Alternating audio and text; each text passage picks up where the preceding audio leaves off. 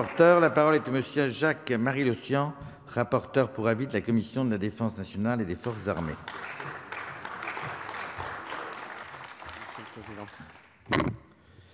Monsieur le Président, Madame la Ministre, mes chers collègues, depuis 1991, les lois de programmation militaire se sont distinguées par leur réduction d'effectifs et la limitation des équipements.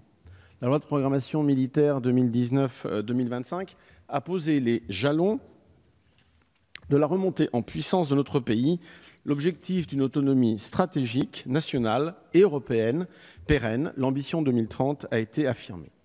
Le programme de préparation des forces navales, avec plus de 5,3 milliards d'euros en autorisation de paiement, c'est-à-dire plus de 191% par rapport à 2017, et 2,4 milliards d'euros en crédit de paiement, soit 8% de plus qu'en 2017, traduit bien les priorités suivantes.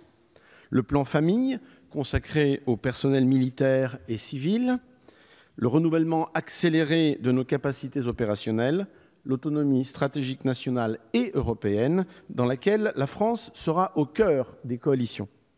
L'innovation permanente afin d'assurer la supériorité opérationnelle et technologique de nos armées face aux défis futurs. La loi de programmation militaire ouvre la voie à un programme très important de réarmement de la Marine nationale qui permettra de consolider nos capacités militaires jusqu'alors insuffisantes et de moderniser nos forces armées. Les crédits du projet de loi de finances 2019 vont dans ce sens. C'est un marqueur incontestable de la remontée en puissance de nos armées. Bien sûr, Madame la Ministre, pour y parvenir, le suivi rigoureux de l'exécution du budget 2019 sera indispensable. Car certains constats sur nos capacités militaires sont nécessaires.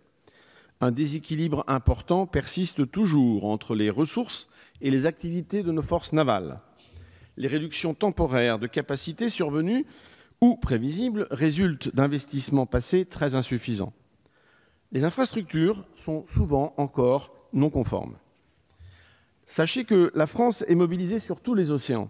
Cette situation de suractivité touche toutes les composantes de la Marine nationale.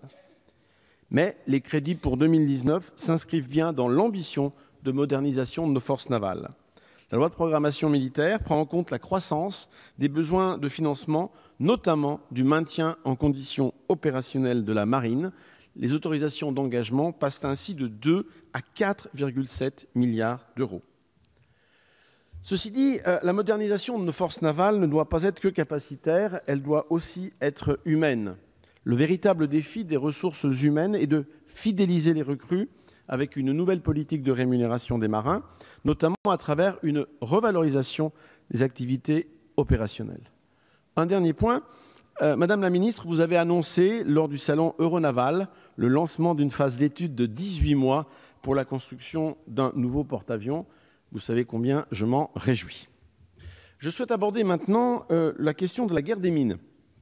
La Russie et la Chine développent des mines modernes dans l'objectif de réaffirmation de leur puissance.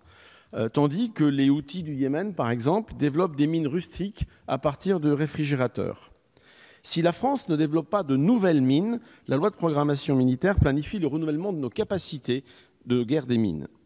Pour faire face à de nouveaux déploiements, un saut technologique majeur s'impose.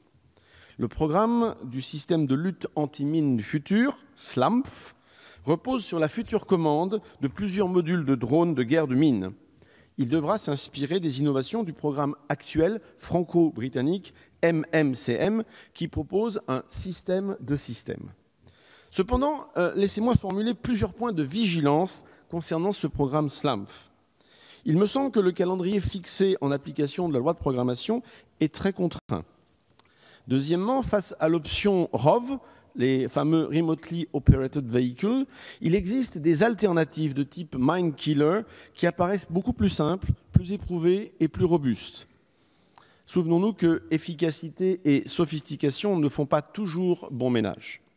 Enfin, au niveau européen, la coopération industrielle pourrait se réaliser autour de bâtiments mers avec les Belges et les Hollandais, tout en évitant des querelles entre industriels français. En conclusion, je crois que la France doit démontrer de l'audace et faire preuve de vigilance. Audace à travers une coopération navale européenne forte qui permettra de bâtir une véritable Europe de la défense sur le plan naval, à la fois autonome et complémentaire vis-à-vis de nos partenaires de l'OTAN.